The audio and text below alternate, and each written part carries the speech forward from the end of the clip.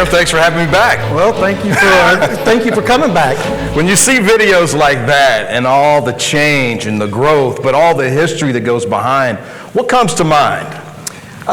Just being progressive and prior leadership. I mean, the prior leaders in this community really set this community after Dell Technologies got here just on a path. And, we have a great staff that makes it easy for us to do. And so just when you see those things and you see the buy-in, I think, from our citizens, I think that's what I'm most proud of and just seeing. And the change is crazy.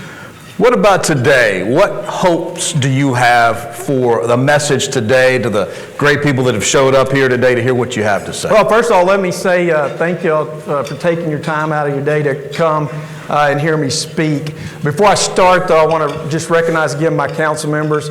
Stand up again. This truly is a team effort. These council members work hard. They fill in for me a lot with my health. And I can't thank them enough, and I'm always try to thank them publicly when people that y'all don't see all the stuff they do. So thank them again, please.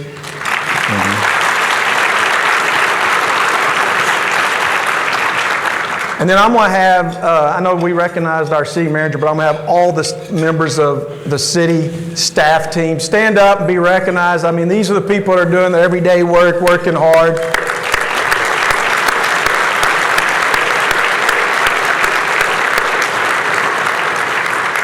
They work a lot of hard hours, long hours, but that's because they care about this city and they want to give back to the city. And I'm going to get killed for doing this, but I'm going to recognize one person. Brian Williams, why don't you stand up, please? So Brian Williams is our assistant city manager. He's recently announced, he was our police chief as well at one point, and so he's recently announced his retirement, and so he'll be leaving us in January, but I just want to recognize him and thank you for all that you've done. All right, Mayor, we're going to do it. Go ahead. Yeah, so my hopes for today is just that I think to see that what we focus on is our core services. And I've said it, I feel like at every state of the city, our job is one thing to do, and that's to focus on our core services for our citizens of Round Rock. So I hope that you'll see this through our videos and some of our discussion. That's where our focus has been on. You mentioned the videos, and that's how we're going to do it today. It's going to be a little bit different. We've got some videos on 4 specific topics, and then after the video, we'll get your thoughts on some things. I've got some juicy questions for you, and we'll get into it a little bit. But let's watch our first video. It deals with public safety here in Round Rock. From state-of-the-art training to community-driven initiatives, Round Rock stands as one of the safest cities in the country. 3 new fire stations, including one already underway with completion planned in 2024, were approved in the May bond election, as well as the future expansion of the renowned Public Safety Training Center. Thanks to the support of our citizens and city leaders, we've built more than just facilities. We've forged a future where every responder is equipped, trained, and ready. The fact that 2 bonds have passed that have shown public safety a high priority for the city is absolutely amazing. We have a public safety training center that is state-of-the-art. In fact, we have other agencies around the country that just come down here to see that PSTC. As the city grows, we grow, and we need to mirror the city. City Council sees that. One thing that I can say the city of Round Rock does well between these 2 agencies, and I wholeheartedly believe it's due to the training center being a joint training facility for fire and police that has done nothing but improve our working relationship. And now the second bond gives us the ability to build a track, and no, Mayor, not a racetrack, an actual pursuit driving track to help keep our officers safe. You know, we've always felt that we've had the support. 2 years ago, when CRU, our crisis response unit, was brought into the city, to see all the movement by all the council members to want to make this group whole in one budget year versus doing it over multiple years to make the team. Again, that shows overwhelming support for the public safety and for the community, the well-being of the community. And as the City Council continues to address the growth of the city and allow us as a police department to continue to grow, I strongly and truly believe that we will continue to be one of the safest cities in America. Chief Banks said it. Smart Asset, a national publication, named Round Rock one of the 15 safest cities of its size in the entire country. Of course, they talked about the bond, $274 million back in May, aims to in part build on that safety. How's that bond going to help public safety in the city of Round Rock? Sure, I think you saw one of the pictures up there of our new Fire Station 1, which is over by the county annex. We think that'll be completed next year. It started immediately this year, and so it's coming along. We'll have fire stations, believe it or not, 10 and 11 on the map for 26 and 27 completion. Most likely, those are going to be up in the northeast quadrant where the city's growing. And I know the chief doesn't like me saying it's a high-speed track, but the driving track is something that's important for our public safety officials to train. And then, the crew, the crisis response unit, they've had over 1,000 calls last year. And, as everybody knows, mental health is real. I worry about the funding that we get for mental health, but we will, as long as I'm sitting in this seat, make sure we're funding our crisis response unit team as much as we can to make sure we deal with those types of issues, because what that does, it allows our police officers to get back and do what they need to be doing, and that's solving crime or whatever that they may be doing. I was talking to Chief Banks a little bit before we got started. I'm sure you know this, March 3rd will be his 10th anniversary here in Round Rock, so I think we should give him a round of applause. Chief Banks, I don't know where you are. Hope I didn't embarrass you with that. I deal with a lot of city governments in my profession, and the city government here is as cohesive, it seems to me from the outside, as any I've seen. How does the coordination between your staff, your office, fire, police, how does that all work to make Round Rock as safe as it is? Well, again, I think we have strategic planning sessions annually. We have a couple of retreats throughout the year, and what we do is we continue to look at our goals and make sure that's the goals we want and that the citizens want, and then we just set the policy for the team and then let the team go to work. We've hired this staff, and city managers hired this staff for a reason. And you see so much of local government getting into the weeds and micromanaging staff, and it just makes it hard for staff to really accomplish what they need to do. And so I think that's why you see the cohesion. We don't get in the weeds with our staff members. Do we always agree on things? No. We have healthy discussions and healthy debates. But once we make our decision, we move forward and again, let our staff do the job that they want. We're not a strong form of mayor government. We're a council management form of government, and that's how it's supposed to be set up. A lot of Round Rock residents, including myself, received a letter recently from a political action committee called Keep Round Rock Safe. It deals with a public safety charter amendment. Is this something the city is behind? Yeah, as of right now, we're not. It's it's a proposal to put 12 electronic message centers, billboards, up and down I-35. I think that for me, what I'll say on it is that any group that doesn't think or questions that the Round Rock Police and Fire need help is just not, I think it's a disservice to our men and women of our police and fire. They work hard every day, they put their lives on the line, and any electronic messaging center is not going to help us be safer. What's going to keep us safe is we continue to fund our police and fire. It's our largest budget item. Almost $70 million goes into it, and that's one of the reasons you see the Smart Asset and other rankings out there. And so we'll see where it goes, but right now at this time the city's not in favor of it. Final question on this topic is about growth. Everybody in this region is dealing with it. You mentioned fire stations 10 and 11 coming on board within the next three to 4 years. What other aspects of growth are you all focused on as far as population goes in public safety? Well, I think more than anything with technology, we've got to make sure, police and fire are expensive. To put individuals on the streets, it does cost a significant amount of money.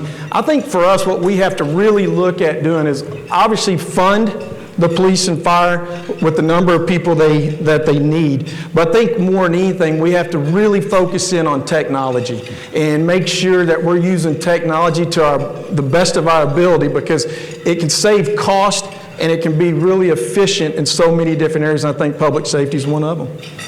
All right, let's move to our second topic. It's a great one for, I'm sure, a lot of people in this room. Parks and quality of life. We've got a video. Welcome to a city where quality parks, recreation, and sports create a community our residents love to call home. Round Rock is taking bold steps to enhance our city's quality of life through a $230 million voter-approved bond to enrich our public spaces, trails, parks, and sports facilities. Our thriving sports tourism program will see expansions to the multi-purpose complex and the sports center, which has contributed to over $148 million in economic activity since its opening. To be able to go into a gym where you feel like you're at home, I just think is like really set apart. And Round Rock Sports Center, with it having 12 courts, we can run these large-scale tournaments. It's like our home, it's our training facility, this is our tournament, we get to run it here, and there's just a sense of like community behind that. Round Rock is expanding trails for greater connectivity, with plans to improve the Clay Madsen Recreation Center, Play for All Park, and more. And the community's crown jewel, Old Settlers Park, will receive a new recreation center, more places to play, an improved event area, and the expansion of Rockin' River Water Park. A new park along Brushy Creek will even further expand our downtown and continue the popular improvements that continue to bring people to the heart of the city. 2024 will see major renovations to the old library building, which will house the new and improved Round Rock Chamber, Arts Gallery, and Visitors Center. Each project is a step toward a more connected and active community, with vibrant destinations for residents and visitors alike. I think it's one of the things that makes Round Rock unique.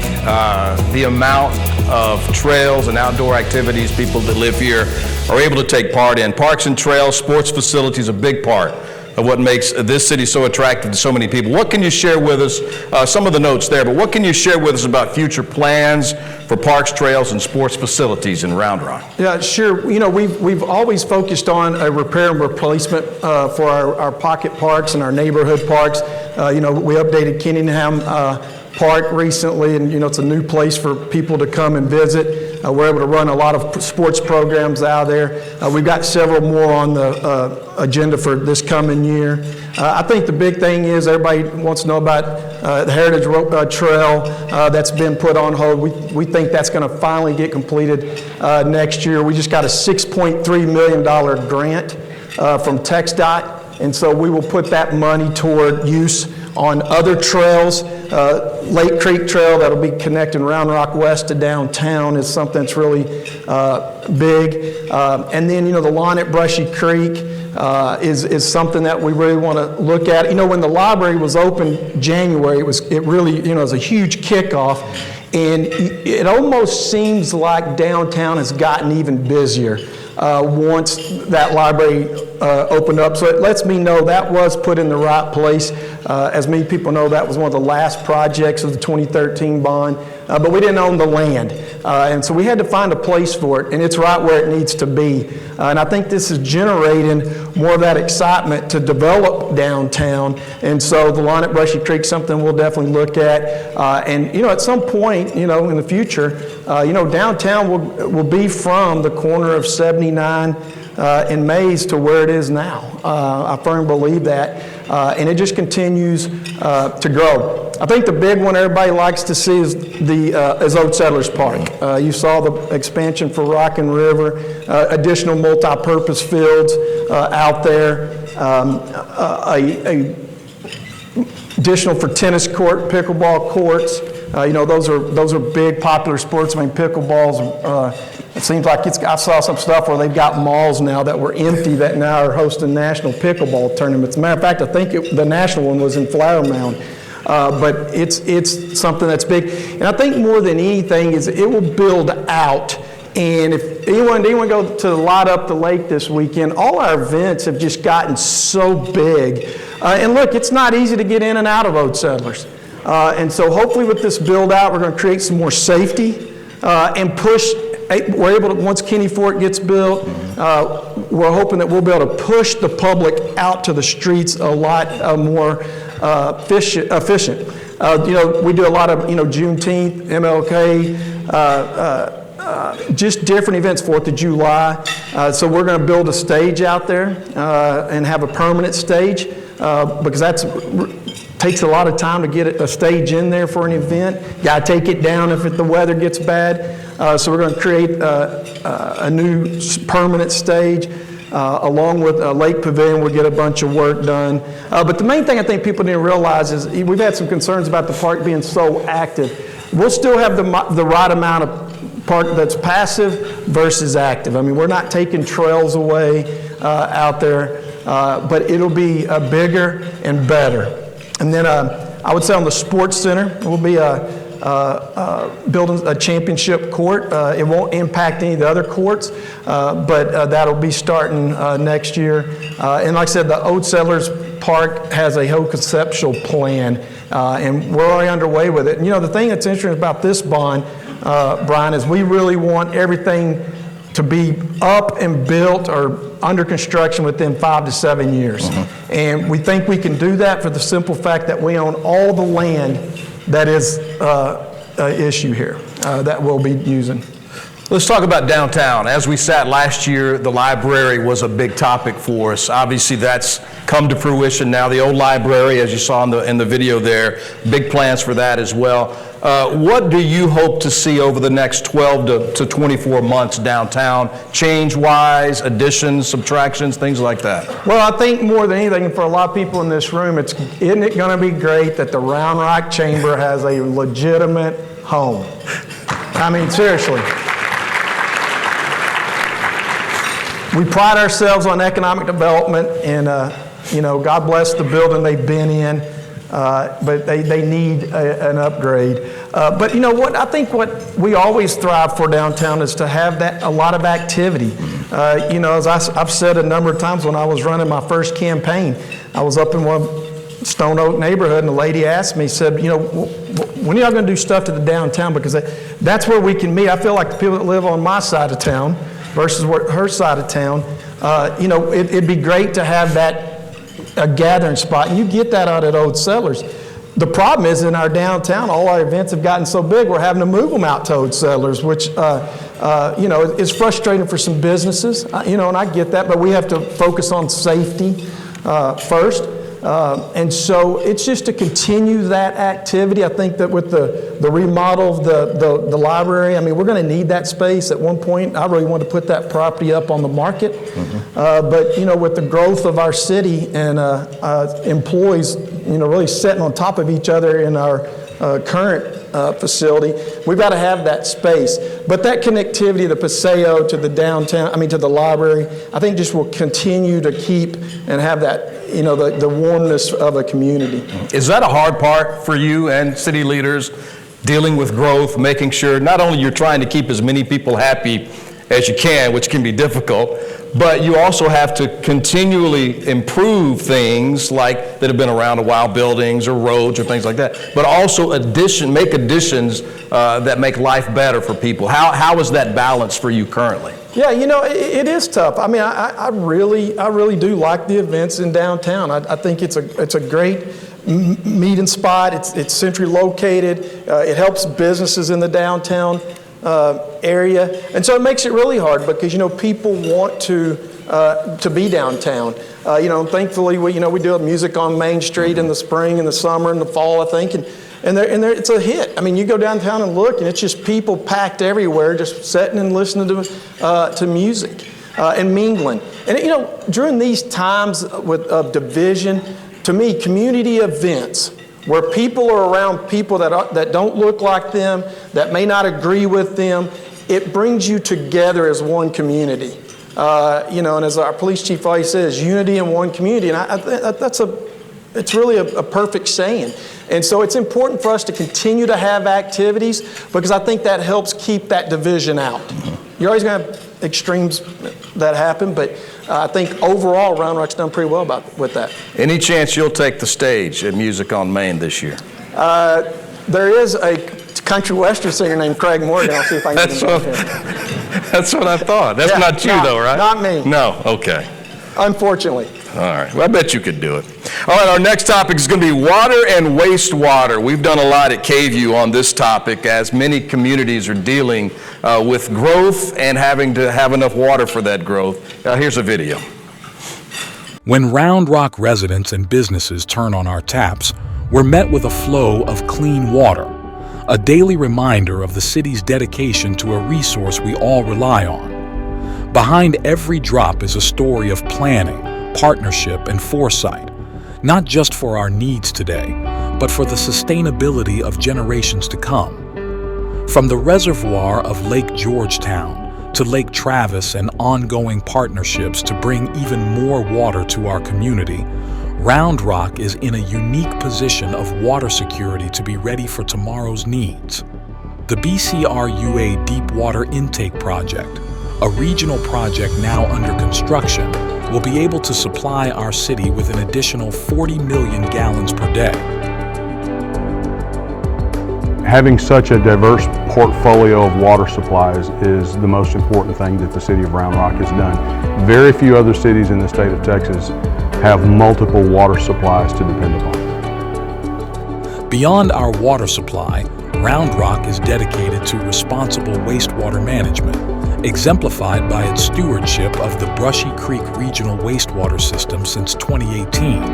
Our Utilities Department is prepared for continued growth and updated treatment standards with the adoption of advanced tertiary filters and ongoing expansion efforts. Conservation is more than a buzzword here, it's action. City Council is recycling today's water into tomorrow's resources by investing $16.9 million in water reuse projects in the coming years. All of this is why we can say, no matter the conditions we face, our city's water runs deep. Nothing's more important to growth, in my opinion, than roads and water and wastewater, obviously. This summer was tough on many cities across the state because of the lake levels dropping because of drought conditions. We didn't see much rain this summer. With the population of Round Rock, of course, growing as fast as it ever has, how's the city managing water and wastewater infrastructure so that those demands are always met in the future? Yeah, I mean, I think the video says it all, right? I mean, the BCRA was, again, due to leadership of this city along with Cedar Park and Leander knowing that we were going to have growth. They made a tough decision years ago. And now the deep water intake is actually happening. That will be completed roughly in 2027. That gives us, as the video said, 40 MGD water from that source. We have our Stillhouse Lake Georgetown water. And I think just the planning. And you know, here's the thing, Brian. This doesn't sell anything to the media. No offense. None taken. But these are the types of projects that don't make any news. But when the citizens can't water their yard on one day, you'll hear about it, right? And we've just done it really well. And I think the thing I learned in 2011, I don't know if people remember, it was probably one of the hottest summers. Mm-hmm. We come into a council meeting. City manager at that time pulled each of us individually and said, we got to go into emergency mandatory restrictions because our pumps are down at Lake Georgetown. 30 days of water supply left. That day, we used 44 million gallons of water. Okay? The next day, when all the restrictions went into place, we nudged about 13 million gallons a day. Think about that. 13 million. We've grown by about 30,000 people since 2011. We haven't hit 44 million gallons since. We hired a conservation person. We really focused on the reuse pipe, $17 more million going into that this year to water a lot of our HOA properties, all of our old Sellers Park stuff. We try to do it here at Kalahari. Our schools, we try to, if they need water, we try to get reuse. We're trying to get reuse water on the west side, and so it's crucial. And I think that long-term planning, tiered rates, and all the conservation efforts that we've put in has helped us stay ahead of the game. And in theory, we have enough water for our build-out. But even to this day, this council's still looking for alternative sources just to make sure we're 100% guaranteed and 100% protected. The problem we have is when it comes to surface water is the LCRA and the BRA can kind of control that message. We may have the water and what we purchase, but they're the ones that, if they feel like it needs to be cut back.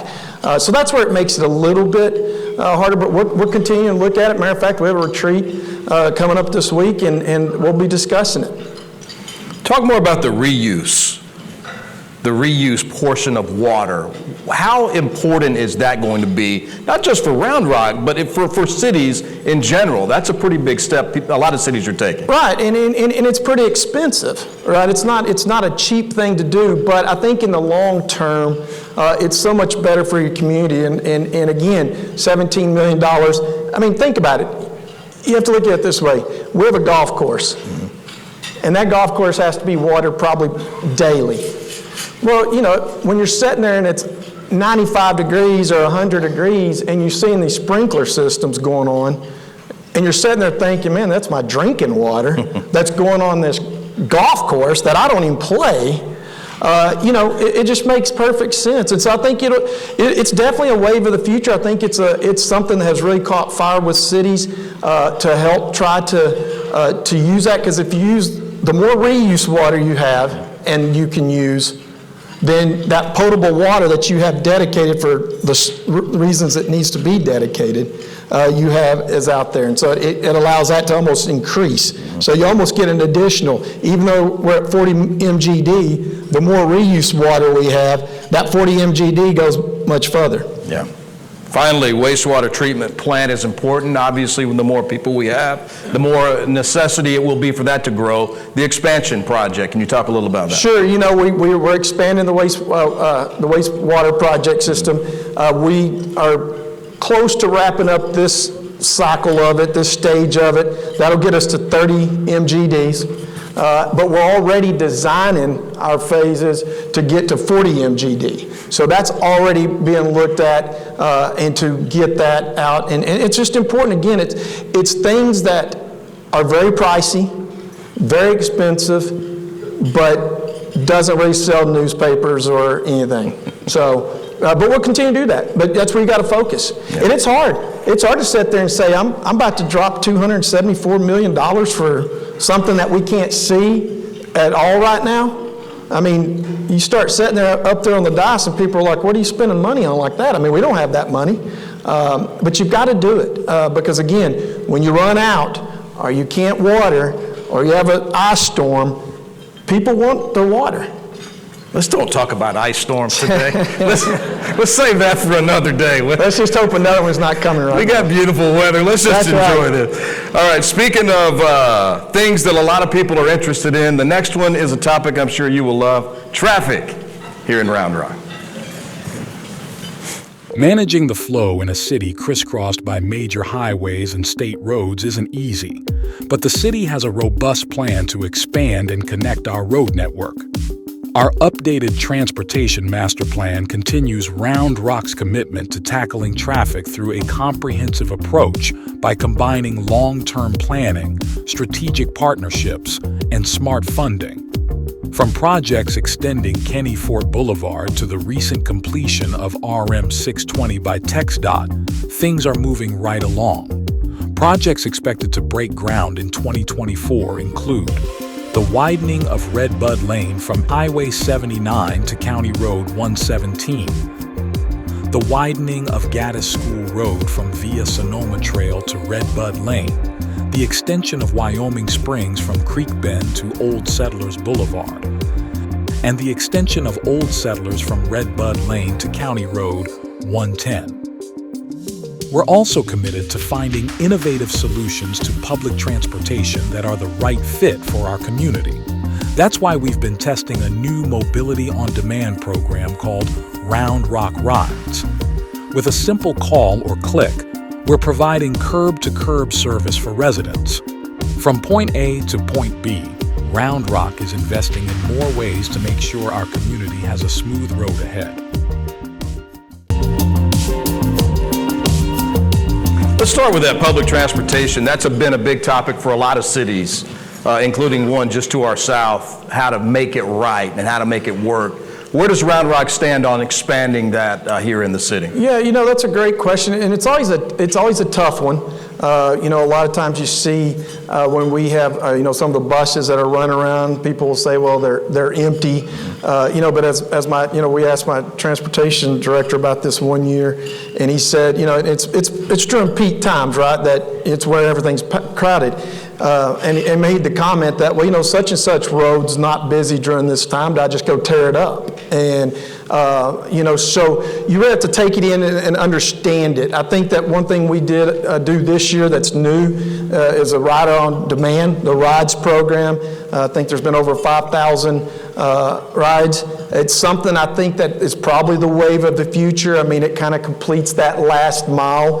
We've already got requests to expand it, but just like anything with transportation, I mean, it's going to cost money. But what I think we do really well is we really re-examine and examine our routes that we have right now, and we'll look at this program. Matter of fact, we'll probably have an update on this in a couple months to kind of see where it is and see if it's the council's choice to expand it. But I think for me, when we went that direction, it was more about the elderly getting to their doctor's appointments and stuff like that. And so, I want to make sure we take care of the people that are in need to do that, people that can get to the campuses up on the Northeast to get their education. But those are important things, and we just have to look at it. And I think it's something that will be analyzed annually and daily, really, to make sure we're using taxpayer money efficiently. And, are we behind the eight ball on that? Some people might say we are. I don't think we are. It's really interesting. I really would have loved that COVID would have never happened because our ridership was starting to really just go through the roof. And then when COVID happened, it really tanked. But, it's starting to get, back to normal, I think. And so we'll just watch it. But it's something we'll have to see and see what, happens. We saw a couple of the road improvements that are on the books to take place in the near future. Personally, I live in Round Rock. I've driven University. Fantastic since it's been finished. 620 on the west side. Amazing to get through there now. A, thank you. B, what do you plan or what do you have planned now? What's next along the lines of what we saw in the video there? Yeah, I mean, it's great. 620 was, there's people in this room that's been begging for 620 to happen. So is everybody happy with it? That's finally happened. Especially on the west side. Yeah, right? I'm happy for one. That was a great partnership between us and the county, Commissioner Bowles here, and the state. We're doing that right now with the 79 and Mays project. We are kind of doing the engineering and designing, kind of like what we did for 620. I'm assuming at that point, once it's all completed, that's something that TxDOT, once the funding's available, will take over. I think for the upcoming years, the east side of Round Rock ought to get ready. We're going to widen Gaddis School Road to a 6-lane divided highway. It's already tough over there. And, we're trying to get Kenny Fort completed early next year. So there's north-south corridors to get out. But that's a crucial road. I talked to people that say they remember Gaddis School Road being a dirt road. And I've been here and I thought, man, how in the heck was that ever? Can you imagine how fun that would be? And on a Tuesday afternoon? And then Redbud is really crucial. And Redbud's going to be a 4-lane divided highway. And so, those things are just, it's one of those things that gets much worse before it gets much better. We really try to educate our public on it. We try to do the things that we can make it as easy as possible on businesses and stuff. The extension to County Road 110, it's something that's needed from the Sienna neighborhood in that area. And then obviously the Wyoming Springs extension, that's been in the books for a long time. There'll be another north-south corridor to help alleviate some traffic. But, transportation is always going to be tough. It's very, very expensive, just like water. I think the one thing that the city of Round Rock does really well is we have impact fees where development pays for growth. Those things it's tough at times when you implement them, but they definitely work, and it doesn't put the burden on the citizens that have been here. And so it allows us to have a lower tax rate and things that we can control. How does the city prioritize that? When you decide as a group what is next, what gets priority, how does that work from your perspective? Well, I think we depend a lot on our team. Like I said, I put this team against anybody in the country. And I think we have trust with our team. And it's not going to be, and a lot of our team lives in Round Rock. So, I'm going to pick on Gary. I mean, Gary's not going to come over and say, hey, I think it needs to be over here because I live over here. It's all based on need and growth projections and things where you see the potential for the future traffic. University took so long because we didn't buy right. And when we passed that GO in I want to say about 12, we're ready to go. But we had to buy right away, and it took us almost 2018, 2019 to get it. Another project, the county helped. The partnerships are huge because, the county just passed a bond. There's 3 road projects in there that we'll partner with them to continue. But, we have a transportation master plan. It just got updated. 2017 was the last time it was updated. $1.2 billion worth of projects in it. This year it's $1.9 billion. So you can see the cost and then just the expansion of it. But, we got to do it. I mean, I think that, the city to the south, because they chose to not want to grow, you've got 2 ways in and 2 ways out, basically. Yeah. In Williamson County, and I think the cities in Williamson County have all worked really well together to try to make it as connected as possible. Speaking of money and the cost of roads, let's parlay that into economic development, if that's okay. I didn't have a video for this one, but I wanted to ask you about growth in that aspect of Round Rock. The beautiful facility we're sitting in now is one of many that have come this way over the last 5 to 10 years. Is there still room for this kind of growth in Round Rock, or are we out of room for this kind of growth? I think that, the Jordan and her team, I mean, look, I'm going to say it again. It's the best chamber team as a group that I've seen since being here. They're young, they're dynamic, and they represent our city well. Matter of fact, some of them are about to leave and go represent our city in Philadelphia on some stuff. Yes, there is room. But as I tell the group and the team, we can be picky. We don't have to take every economic development deal that comes. And sometimes some come you don't want. No offense to them, but you don't want them. Because you don't see something that's happening, since Kalahari, if you don't see this big project, we've done some small business retention expansion projects that are crucial. It helps keep our businesses that invested in Round Rock, allowing us to reinvest in them to be able to stay. So that's really crucial, to be a business retention part of it.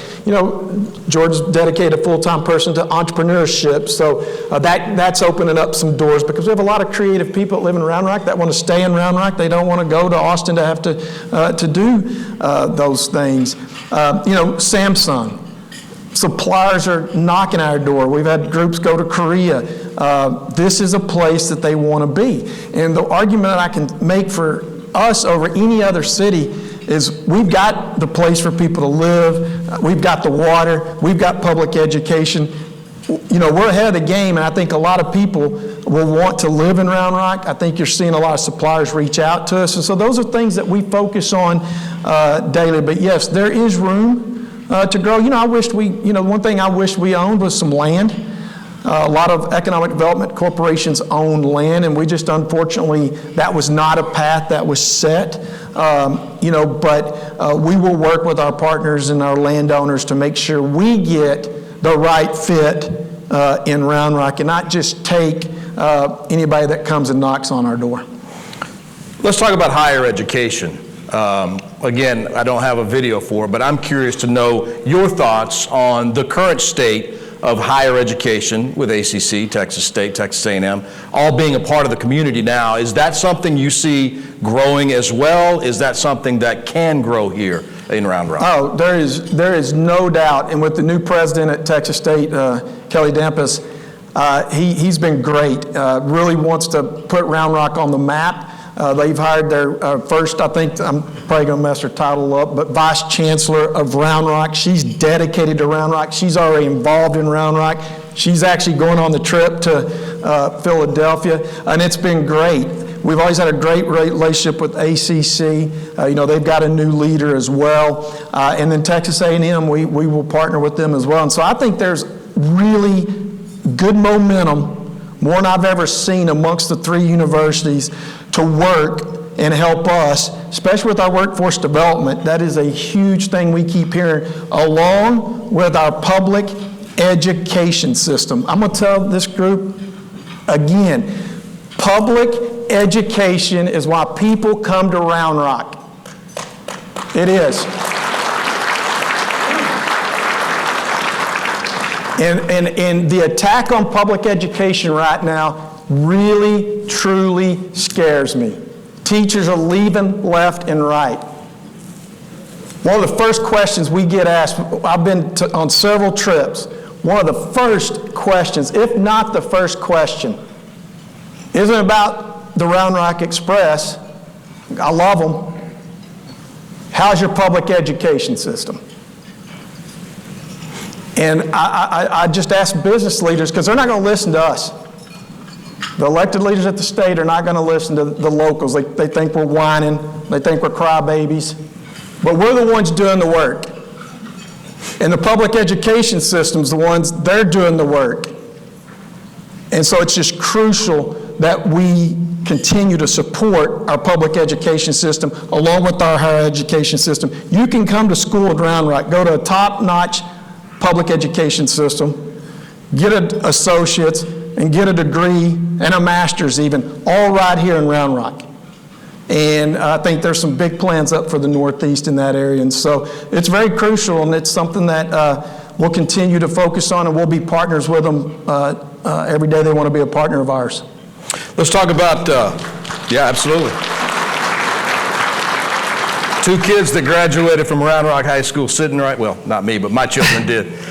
So I can say they're both well-educated young people. Let's talk about something a lot of people ask me about in my neighborhood, fiber, Google Fiber specifically. Any updates on those? Yeah, it's we broke ground on that a couple months back. I think John Michael Cortez is here with Google Fiber. It's kind of starting up in the up off 45 by the UPS facility, and it'll go from the south upwards to the north, and they're underway and they're moving. And a lot of times it's stuff that you won't.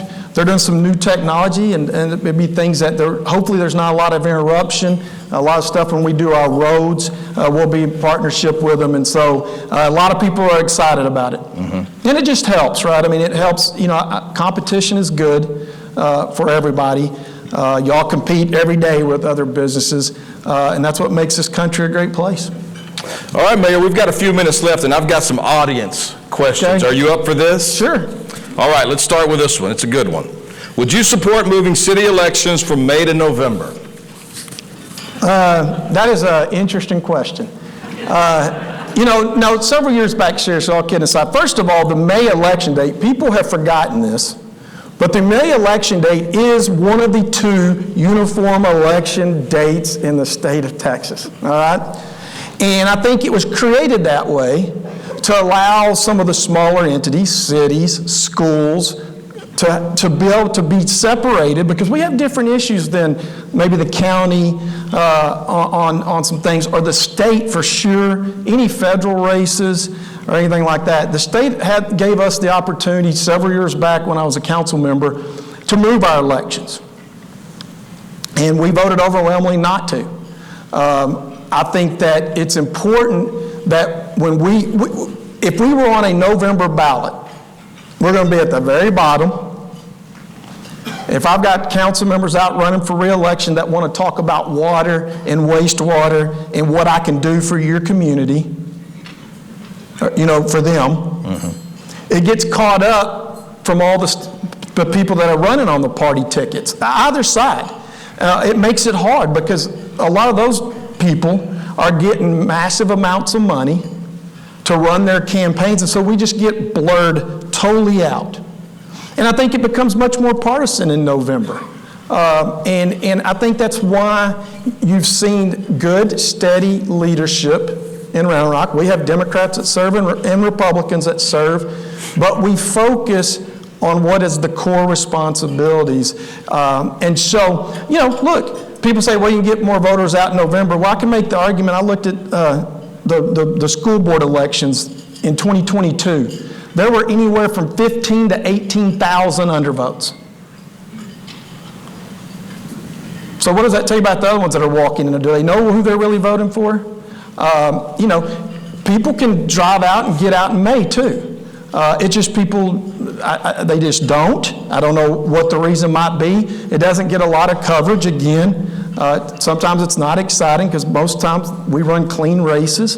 And so I would not be in favor of changing it for those reasons. And look, all I got to say is look at the evidence over time for this city. I mean, we've done a lot of good things. And guess what? We've had May elections forever. And so I would not be in favor of switching that. Now, who knows what the state will do to us, but it'll be a disaster if they do. All right, next question is a water question. How would you keep costs low on water bills for residents of Round Rock as population increases, water supplies become more expensive and unreliable? Surrounding cities continue to see bills increasing dramatically, some with growth. What are the long-term residents, why are long-term residents forced to pay for new developments' water sources? Yeah, I think that, again, I think some of ours is, I don't know if Mayor Robinson's here, but back in his term, they ran out of water in Round Rock.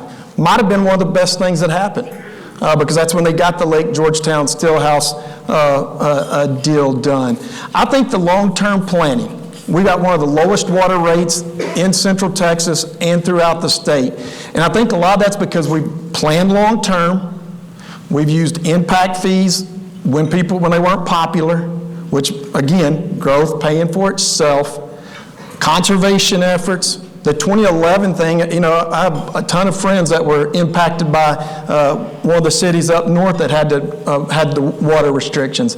And I'd explain to them that most of this is due to conservation. People want to water their lawns. They want pretty lawns. I get it. But I think that we've done things to change where you don't have to have San Augustine grass. We allow turf at certain areas, and the reuse water. And the tiered rate system was huge. I mean, if you're going to use water, then you're going to pay for it. But we shouldn't punish the people that aren't using the water. And those things, I think, have kept us really ahead of the curve. And I think what you're seeing around us is cities trying to play catch up, and they're making these huge investments. Well, we made these huge investments years ago to be able to take on now. And I think that's why you see the rates the way they are. And so I do always worry about growth and what it can do, but I think we're in a good position. I mean, David Collinsworth is the head of the BRA. He sees water stuff all across the country. I mean, he said it. I mean, I'll let him speak for it. I think that's something that's helped us, that plan. We'll continue to plan and do things to even help more. So I think we'll be one of the lowest in the area for years to come. Couple more questions. Okay. This one deals again with higher education. What's the latest? You talked a little bit about this, and I might spin it at the end a little bit to give you a different topic here. ACC, A&M, Texas State. What are their future plans? And my question also would be, How big of an impact is that training for the city, for people that stay here? Are you seeing a big bump in education and people that go to school here, higher education, and then stay in Round Rock? Oh, there is no doubt, and we hear it more and more amongst our local businesses needing that training, that additional workforce development. ACC is about to add a building out there. Texas State is about to add a building to move the rest of their health sciences up here. A&M's got land to do some stuff as well. But it's as important as anything that our businesses and our business community and businesses that are wanting to move here know and understand we have these assets right here in our backyard. ACC can set up a program for certain training and stuff, and so those type of relationships are crucial. And with the hiring, like I said, of the new vice chancellor, ACC's always been rock solid with us, and Texas A&M, it's important. Partnerships are important. I mean, and as I mentioned with the county, we have to be good partners with each other because we all access all these roads, the education system. I mean, they're all intertwined. And, as everybody knows, we're more intertwined daily. And look, all the cities are competitive with each other. But you know what? I have great relationships with all the mayors. We would be there for them in a time of need. They've been there for us in a time of need. And we understand Taylor got a great project with Samsung. But that raises all boats, right, man? It's just going to continue to rise. And it's crazy what's going on that way. It's going to be really interesting. I see Samsung as Dell Technologies and what Round Rock had to go through. And, Taylor's got to go through that. And they've got great leadership over there right now. And so we'll be supportive and helpful anyway and make sure we use our partners through the education system. All right, winding down. One just popped in my head, and I know you'll have a good take on this. I just want to, given what happened last month, should Texas play Texas Tech in football every year going forward? As a proud Red Raider, I know you've got a thought on. Yeah. Kidding. Yeah, that was a. Maybe we could get the game with the Dell Diamond. That was that was embarrassing. Well, what I will say is that my wife's went to UT, and so unlike some, I support them because I want the money to the Big 12. So there you go. All right, final question for you, Mayor. Again, thanks for having me up here. This has been a pleasure to visit with you once again. What City of Round Rock accomplishment are you most proud of, and what are you looking forward to most in 2024? I think that there's a ton of accolades that we receive, and it's really nothing that we've done. Again, I'm going to keep going back to our staff. They make it just so easy on us. It's great to get the publicity you get with the Today Show. I mean, we didn't know that was going to happen. It's just free publicity. But I think more than anything is when you see bonds passed and how overwhelmingly those bonds passed, it just gives me hope that our citizens believe in the direction this city's going in. They believe in the leadership. We're transparent. Are we perfect? I've said it 100 times. We are not perfect, but we will do everything we can to be the best that we can be to make sure our citizens get and deserve what they want. As I always say, what makes this place so unique and so great is its people. And we just have the honor of getting to serve there, and we shouldn't let them down. And so I think that's just their response back to us. Hey, we see you, we like what you're doing, and here's how we're going to show you. And again, overwhelmingly in 2013, overwhelmingly in 2023. Mayor Craig Morgan, everybody.